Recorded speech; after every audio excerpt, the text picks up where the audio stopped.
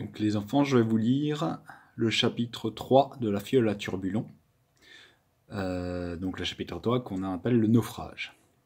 Le naufrage. Eh bien voilà, à cette époque-là, j'étais tout jeune.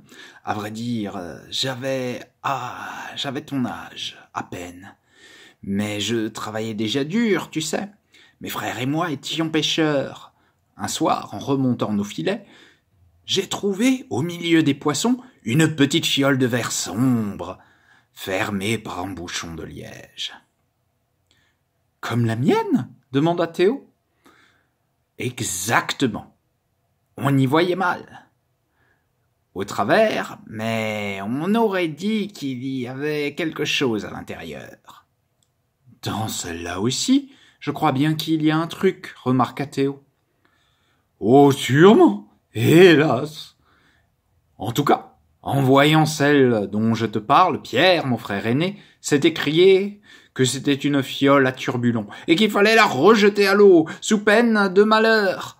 Yves, mon plus jeune frère, l'a traité d'idiot et de peureux. Il m'a arraché la fiole des mains et l'a secouée en tous sens. Elle faisait tingling, tingling. « La mienne fait pareil !» s'exclama Théo. « Je sais bien. » Yves ne croyait pas un mot de cette histoire de turbulon et de malédiction. En riant, il a fracassé la bouteille contre le bastingage. « Et alors ?» souffla Théo fasciné. Le vieil homme resta un moment silencieux. Les yeux tournés vers l'horizon, le regard vague. Il était loin, très loin dans le passé. Enfin, il reprit d'un air sombre.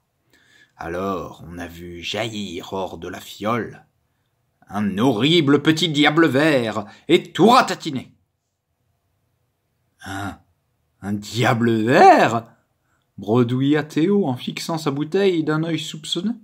« Un diable vert, et pourquoi pas une pieuvre de 10 mètres de long, un requin géant, le monstre du Loch Ness. » Théo faillit hausser les épaules. Pourtant, le vieil homme avait l'air sincère. La bouteille était si étrange et si mystérieuse. Et cette chose à l'intérieur, on aurait dit qu'elle bougeait faiblement par instant. Théo frémit. D'une voix qu'il voulait moqueuse, mais qui tremblait un peu, il demanda. « Mais vous dites un diable vert ? Vous voulez dire un vrai diable ? » « Oh oui, tout ce qu'il y a de plus vrai, crois-moi. Il avait une queue fourchue, des pieds palmés, des yeux rouges comme les braises. Il a éclaté d'un rire épouvantable en nous montrant du doigt, puis il a plongé dans l'eau. »« Et ensuite, » murmura Théo captivé malgré lui, « un vent infernal s'est levé soudain. Le ciel est devenu plus noir que l'encre, sans doute rendu fou par ce maudit turbulon. Mes frères ont commencé à s'insulter et à se battre. Une tempête effroyable s'est abattue sur nous. D'énormes vagues s'écrasaient sur le pont. Le bateau craquait de tous côtés. Puis un éclair terrible a pulvérisé le grand mât et le bateau a chaviré. » Le vieil homme s'était tu. Théo en était sûr maintenant. Cette histoire-là était tout à fait vraie. Il n'osait plus rien dire.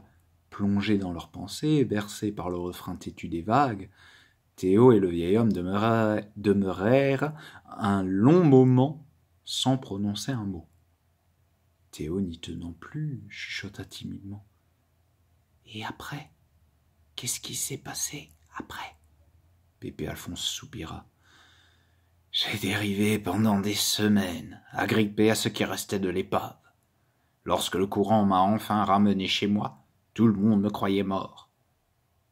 Jamais plus je n'ai revu mes frères. »